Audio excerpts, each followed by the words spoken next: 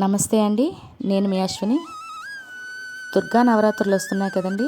మరి ఈ నవరాత్రుల్లో అమ్మవారికి ప్రత్యేకంగా నిమ్మకాయల మాల వేస్తారండి. నిమ్మకాయల మాల వేస్తారు చూస్తున్నాం. మరి మనం ఎందుకు వేయకూడదు? అదేమి స్తోమతకు మించింది కూడా కాదు. అంతకు మించి దాని ఫలితం అవని, దాని ఉపయోగం అవని అంత ఎక్కువగా ఉంటుందండి.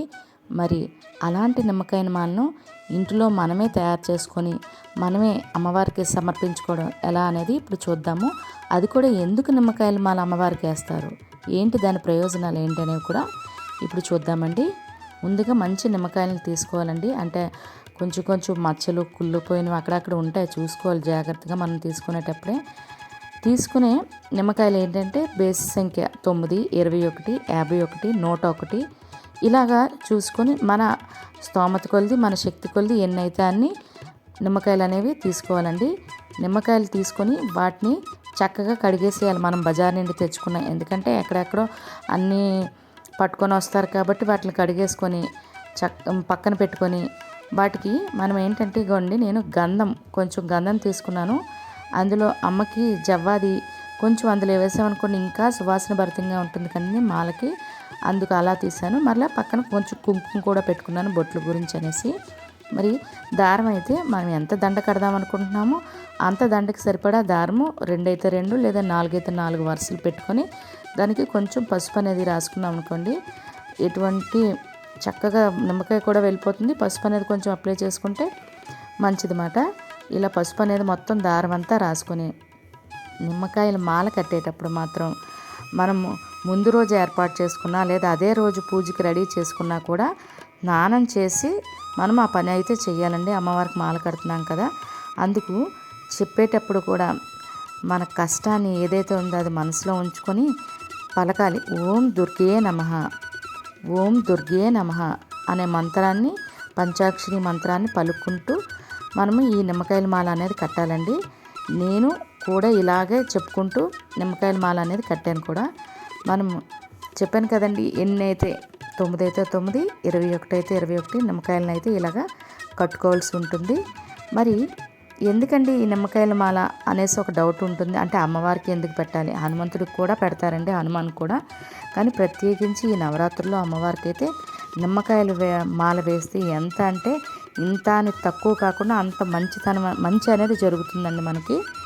మరి ఈ నిమ్మకాయల మాల ఎందుకు వేస్తారంటే, పురాణాల ప్రకారం నింబాసురుడు అనే రాక్షసుడు శివుడు మరియు బ్రహ్మ నుండి చాలా వరాలు పొంది ప్రజలను ఇబ్బంది పెట్టి వేధిస్తూ తన జీవనం గడుపుతుండేవాడనమాట. అప్పుడు అగస్త్యుడు ఈ బాధలను, ఈ ప్రజల్ని పెట్టే వాటిని చూసి కలత చెంది ప్రజలకి ఎలాగైనా మంచి జరగాలని తపస్సు చేస్తాడు అగస్త్యుడు. అప్పుడు అమ్మవారు తన తపస్సుకి సంతోషించి తన ముందు ప్రత్యక్షమవుతారు. అప్పుడు అగస్త్యుడు నింబాసురుణ్ణి సంహరించి ప్రజలకి మంచి చేయమని వేడుకుంటాడనమాట. అప్పుడు దుర్గామాత ఒప్పుకొని నింబాసురుని సంహరించి ప్రజలందరికీ సంతోషాన్ని చేకూరుస్తారు.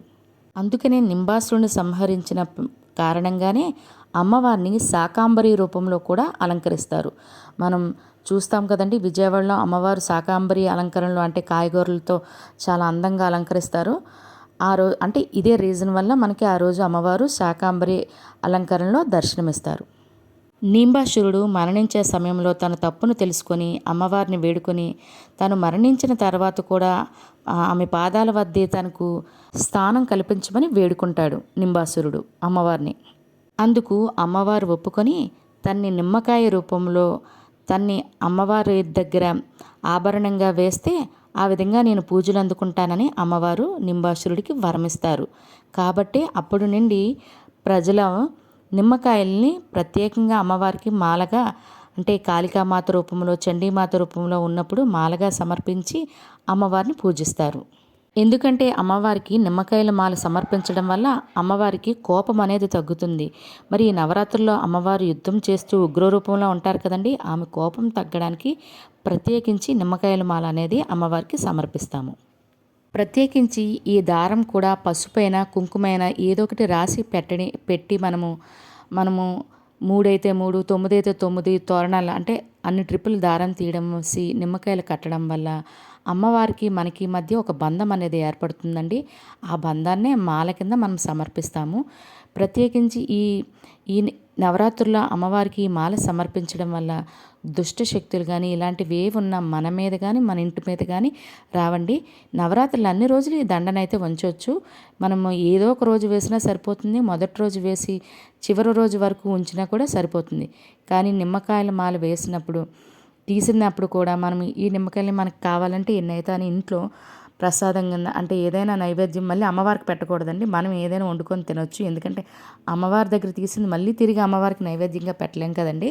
మనం ఏదైనా వంటల్లో చేసుకొని మనము మన పిల్లలకి అందరికీ పెట్టొచ్చండి. కొన్ని నిమ్మకాయల్ని అదే దారానికి కట్టి ఒక 3 అయితే 3, 5 అయితే 5 నిమ్మకాయల్ని ఇంటికి కట్టుకోవచ్చు. మరలా మనం వాహన పూజ చేసుకునేటప్పుడు ఇవే నిమ్మకాయల్ని మనకి ఎన్ని బళ్ళుంటే అన్ని వాహనాలు కూడా చక్కగా కట్టుకోవచ్చండి. అంటే ఎటువంటి ఆపత్కార్యాలు కూడా రాకుండా అమ్మవారు మనల్ని కాపాడుతారండి. ఈ విధంగా నిమ్మకాయల మాలనైతే మనం ఎన్నైతే అనుకుంటే అన్ని అనుకుని చక్కగా నవరాత్రుల్లో అమ్మవారికి అయితే సమర్పించండి. తప్పకుండా చాలా మంచి అంటే జరుగుతుందండి. దాంట్లో అయితే డౌట్ లేదు. మీరు ఒక్కసారైనా వేసి చూడండి. అప్పుడు తెలుస్తుంది ఎంత మనకి అమ్మవారు ఇస్తున్నారు అనేసి, అమ్మగారి అనుగ్రహం పొందుతారు అనేసి. అదేవిధంగా మీకు కుదరకపోతే ఎక్కడైనా మనకి అంటే మేము పూజ చేసుకోవడం ఈసారి కుదరట్లేదు అనుకునేవాళ్ళు మనకి నవరాత్రుల పూజలు అమ్మవారు బయటన విగ్రహాలు పెడతారు కదండి. అక్కడైనా అమ్మవారి దగ్గర ఉంచి పూజ చేయించుకోండి. పూజ చేయించుకున్న నిమ్మకాయలు తర్వాత రోజు తీసుకుని వచ్చి మీ ఇంట్లో పెట్టుకోండి. లేదా మీరు ఇలా వాడుకోండి, లేదా ఇంటికి కట్టుకోండి, లేదా వాహనాలకైనా కట్టుకోండి. చాలా మంచి జరుగుతుంది. వీడియో మీకు నచ్చిందండి? నచ్చితే ఒక లైక్ చేయడం మాత్రం మర్చిపోకండి. తర్వాత నవరాత్రుల్లో అమ్మవారి పూజా విధానం ఇంట్లో ఎలా చేసుకోవాలనేది కూడా వీడియో పెడతాను. రేపు మరలా మరొక కొత్త వీడియోతో కలుద్దాం. ధన్యవాదములు. ఓం దుర్గయే నమః.